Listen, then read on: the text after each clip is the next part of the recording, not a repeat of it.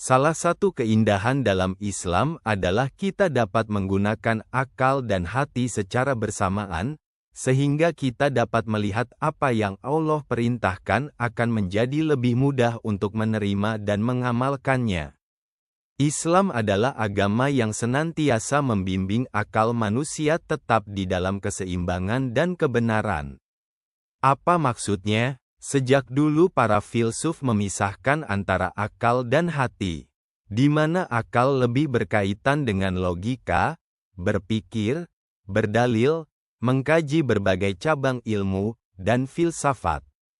Sedangkan hati lebih berkaitan dengan rasa dan seni, misalnya menggubah puisi, menciptakan karya seni.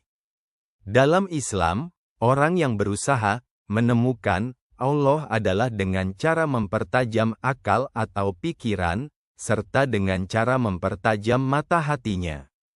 Al-Quran berulang kali menentang orang kafir dengan argumentasi pikiran mereka, apakah argumentasi mereka yang lebih logis dan komprehensif atau justru sebaliknya, logika mereka invalid dan sesat.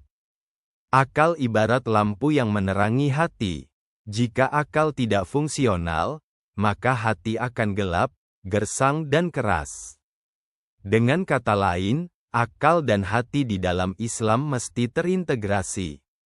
Untuk itu perlu memahami agama tidak hanya dengan berpikir dengan akal, namun juga harus mampu memahami dengan hati, sehingga yang dilihat dari sebuah ketetapan bukan alasan dan tujuan, melainkan praktik yang dinilainya tanpa dasar berpikir yang memadai. Dengan demikian, Islam dengan akal dan budaya berpikir tidaklah bertentangan. Islam adalah agama yang memberi ruang luas kepada akal untuk bekerja dan mengambil prioritas yang selaras dengan tujuan diturunkannya syariat, yang diantaranya adalah menyelamatkan jiwa manusia. Akal dan hati ibarat dua sisi mata uang, yang tidak bisa dipisahkan. Tanpa akal, hati tidak bisa mencukupi hidup. Tanpa hati, akal sering membuat kerusakan. Dan, hanya dengan akal dan hati iman bisa melahirkan akhlakul karimah dan kemaslahatan di dalam kehidupan. Mari sehatkan akal dengan berpikir, dan terangi hati dengan berzikir. Akal yang tidak didampingi oleh hati yang bersih, maka akan hilanglah kecermatan dan pertimbangan tersebut. Kesucian hati harus dijaga untuk menghindarkan dari bahaya akal yang dimiliki manusia. Dan dasar dari hati yang suci itu adalah tidak suka keluhuran dunia. Bisa jadi dua orang yang diajarkan hal yang sama, tapi memiliki reaksi yang berbeda. Misal seorang dokter bedah yang mengetahui apa dampak asap rokok terhadap tubuh, namun bisa saja ditetap menghisap rokok.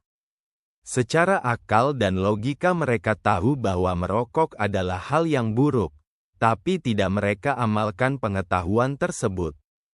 Hal ini dikarenakan nafsu yang ada di hati tidak membawa pada kebenaran.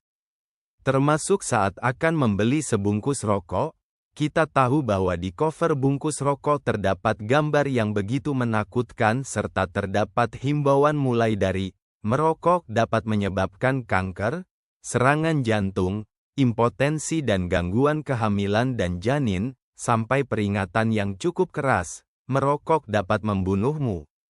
Orang yang menghisap, sebenarnya tahu akan keburukan yang ditimbulkan tersebut.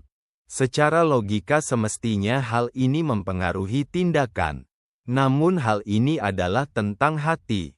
Hati yang damai akan membawa pada Tuhan dan kebenaran.